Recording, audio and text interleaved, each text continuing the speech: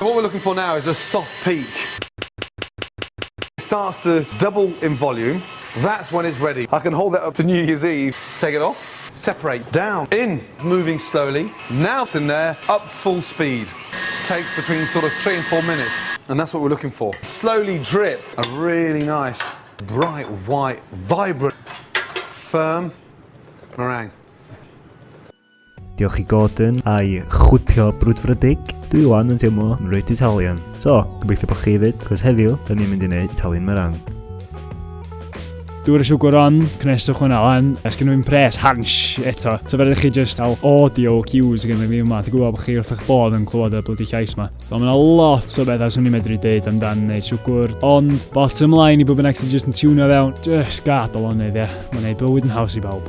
Mwyaf ti'n styru fe o gwmpas, mwyaf di'r chance mae'r holl beth am grisialu drosodd. So, droi rownd, gnad y meringue, just wyaf, bach o cream of tartar eich ni siw bod chi ddim yn gorwipio, a offwch chi. Dwi yn mynd i gymysgu hwn i'r pwynt lle mae o'n basically yn barod i fynd stiff peaks lle, a wedyn roed y siwgr i fewn.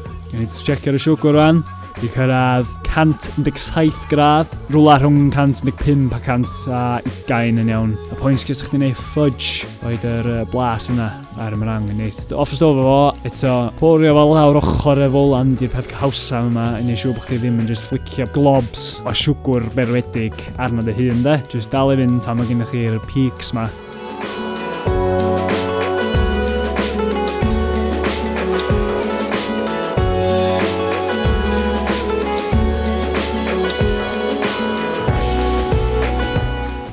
Na chi, so dwi am trio neud quenelles. Yr aim ydi trio cael siap wy mewn ffordd, just yn iwsio llwy.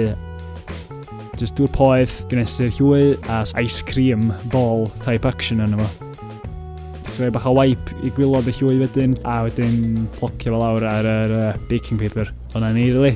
Ac tempt fi ar neud quenelles, not quite y gorau. Ond, pam lai de, wedi pwynt byw fel arall. Mewn nhw i'r ffwrn rhan, eto, os dyn ni'n neud meringues, maen nhw'n bod yn isel iawn. Gath nhw 6 awr, fes i droi nhw drosodd wedyn, a gadael nhw yn yr ffwrn dros nos. A dyn nhw wedyn, nhw'n galad yn y canol, crumbly, dyn nhw'n berffaith o bell ffordd. Mae'n bach o syrup, a maen nhw wedi lliwio gymod. Ond na chi, Italian meringues, dwi'n teimlo dda am yn hyn am hynna. Dwi'n gwybod os ydych chi mewn o'r un peth, croeso i chi fydd fi bod fi'n nob os ydych chi isio. Geithyn dwi efo artisoniaeth.com. Diolch am watchad a welwch chi tro nesaf.